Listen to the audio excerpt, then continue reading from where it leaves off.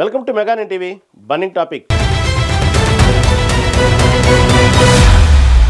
మాజీ CJI DY Chandrachud ఇంటి వ్యవహారం ఇప్పుడు హాట్ టాపిక్గా మారింది. రిటైర్మెంట్ అయ్యి 8 నెలలు గడిచినా ఢిల్లీలోని అధికారిక బంగ్లాను ఖాళీ చేయకపోవడంతో వివాదం రేగింది. ఈ బంగ్లా సిట్టింగ్ సీజీఐ కోసం రిజర్వ్ చేయబడింది. అయినా మాజీ సీజీఐ ఖాళీ చేయకపోవడంపై విమర్శలు వచ్చాయి. అందరికీ న్యాయం చెప్పాల్సిన మీరే ఇలా చేస్తే ఎలా అని చాలామంది ప్రశ్నించారు. అయితే ఇల్లు ఖాళీ చేయకపోవడానికి ఆయన చెప్పిన కారణం అందరినీ అయ్యో పాపం అనిపిస్తుంది. అసలు మాజీ సీజీఐ చంద్రచూడ్ ఇల్లును ఎందుకు ఖాళీ చేయలేదు? ఆయనకు వచ్చిన కష్టమేంటి? Watch the story.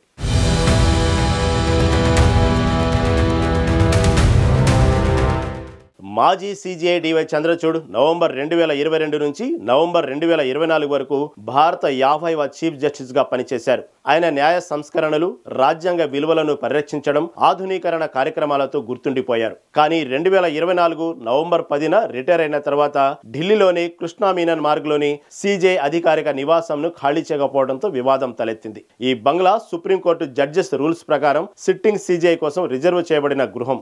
ఈ రూల్స్ ప్రకారం రిటైర్మెంట్ తర్వాత సీజీఐకి 6 నెలల గ్రేస్ పీరియడ్ టైప్ 7 బంగ్లాలోని ఉచితంగా ఉండేందుకు అనుమతి ఉంది. కానీ టైప్ 8 బంగ్లా వెంటనే ఖాళీ చేయాలి. చంద్రచూడ్ ఈ బంగ్లాను 8 నెలలకు పైగా ఖాళీ చేయలేదు. దీనివల్ల సుప్రీంకోర్టు అడ్మినిస్ట్రేషన్ ఆగ్రహం వ్యక్తం చేసింది. సుప్రీంకోర్టు రిజిస్టరీ, కేంద్ర గృహ పట్టణ వ్యవహారాల మంత్రిత్వ శాఖ లేఖ రాసి ఈ బంగ్లాను వెంటనే ఖాళీ చేయించి సుప్రీంకోర్టు హౌసింగ్ పూల్ కు తిరిగి ఇవ్వాలని కోరింది. ఈ లేఖ అరుదైన చర్య. ఎందుకంటే గతంలో రిటైర్డ్ సీజీఐలు కొన్ని నెలల అధికారిక బంగ్లాలు ఉండినప్పటికీ అలా సుప్రీంకోర్టు లేఖ రాయడం చాలా అరుదు. ఈ వివాదం సోషల్ మీడియాలో కూడా తీవ్ర చర్చనీయాంశమైంది. కొందరు చంద్రచూడ్ని విమర్శిస్తూ రూల్స్ అందరికీ సమానమని అంటున్నారు. మరికొందరు ఆయన కుటుంబ పరిస్థితులను అర్థం చేసుకోవాలని సమర్థిస్తున్నారు. చంద్రచూడ్ రిటైర్మెంట్ తర్వాత జస్టిస్ సంజీవ్ ఖన్నా, ప్రస్తుత సీజీఐ భూషణ్ ఆర్ గవాయ్ ఈ బంగ్లాలోకి వెళ్లకుండా తమ పాత నివాసాల్లోనే ఉన్నారు. దీనివల్ల సుప్రీంకోర్టులో 33 మంది జడ్జిలలో 4 అధికారిక గృహాలు లేని పరిస్థితి ఏర్పడింది.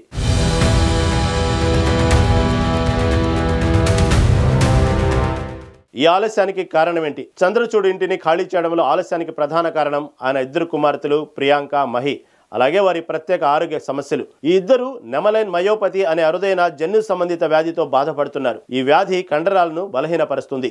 శ్వాస తీసుకోవడం, నడవడం, మాట్లాడడం కష్టతరం చేస్తుంది. ప్రియాంక, మహి రోజు ఛాతీ, శ్వాసకోశ, నాడీ సంబంధిత చికిత్సలు, నొప్పి నిర్వహణ, స్పీచ్ థెరపీ పొందుతున్నారు.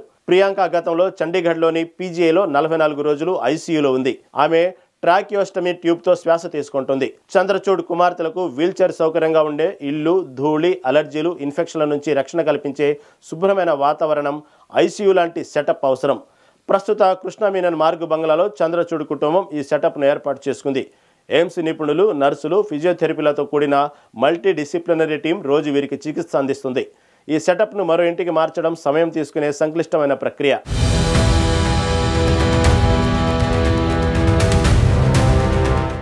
చంద్రచూడ్ ఆయన భార్య కల్పనా దాస్ ఫిబ్రవరి 2025 నుంచి తమ కుమార్తెల అవసరాలకు సరిపడే ఇంటిని వెతుకుతున్నారు. ఢిల్లీలో సర్వీస్ అపార్ట్మెంట్లు, హోటళ్లను పరిశీలించారు. కానీ అవి వీల్చైర్ సౌకర్యం, శుభ్రత, ఇన్ఫెక్షన్ రహిత వాతావరణం అందించలేదు. ప్రభుత్వం చంద్రచూడ్కు తుగ్లక్ రోడ్లోని బంగ్లా నెంబర్ 14ను కేటాయించింది. కానీ ఆ ఇల్లు 2 ఏళ్లుగా ఉపయోగంలో లేకపోవడంతో రిపేర్లు అవసరం. ఢిల్లీలో కాలుష్య నియంత్రణ చర్యల వల్ల ఈ రిపేర్లు ఆలస్యమయ్యాయి. చంద్రచూడ్ ఈ బంగ్లా రిపేర్లు పూర్తయిన వెంటనే 10 నుంచి 14 రోజుల్లో మారతామని సామాను ప్యాక్ చేసినట్లు చెప్పారు. ఆయన అప్పట్లో జస్టిస్ సంజీవ్ ఖన్నాకు లేఖ రాసి ఏప్రిల్ 30, 2025 వరకు ఎక్స్టెన్షన్ కోరారు. నెలకు 5,430 లైసెన్స్ ఫీజు చెల్లించారు.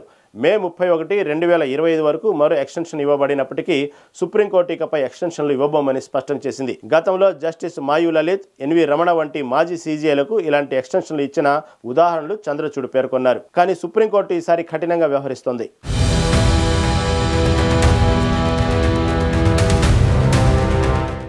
సుప్రీంకోర్టు ఈ వివాదంపై కఠిన వైఖరి అవలంబించింది.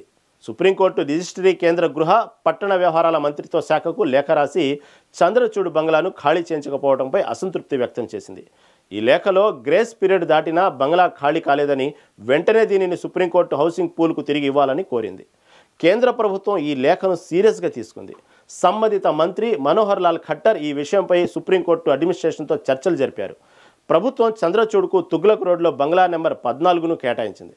కానీ ఇల్లు 2 ఏళ్లుగా ఖాళీ ఉండటం వల్ల రిపేర్లు అవసరం. ఢిల్లీలో కాలుష్య నియంత్రణ చర్యల వల్ల నిర్మాణ పనులపై ఆంక్షలు ఉన్నాయి. దీనివల్ల రిపేర్లు ఆలస్యమయ్యాయి. ప్రభుత్వం ఈ రిపేర్లను వేగవంతం చేయడానికి ఆదేశాలు జారీ చేసింది. చంద్రచూడ్ ఈ ఇంటికి త్వరలో మారేలా చర్యలు తీసుకుంటోంది. సుప్రీంకోర్టు జడ్జీలలో కొందరు, ముఖ్యంగా కొత్తగా నియమితులైన 4 జడ్జీలు అధికారిక గృహాల కొరత వల్ల అసౌకర్యంతో ఉన్నారు. సుప్రీంకోర్టు హౌసింగ్ కమిటీ ఈ సమస్యను పరిష్కరించడానికి అత్యవసర సమావేశం నిర్వహించింది. గతంలో Justice S A Bobde, N V Ramana వంటి సీజేలు రిటైర్మెంట్ తర్వాత కొన్ని నెలలు బంగళాలు ఉన్న సందర్భాలు ఉన్నాయి. కానీ అవి అనధికారికంగా అంత వివాదం లేకుండా జరిగాయి. ఈసారి సుప్రీంకోర్టు రూల్స్ను కఠినంగా అమలు చేయాలని నిర్ణయించింది.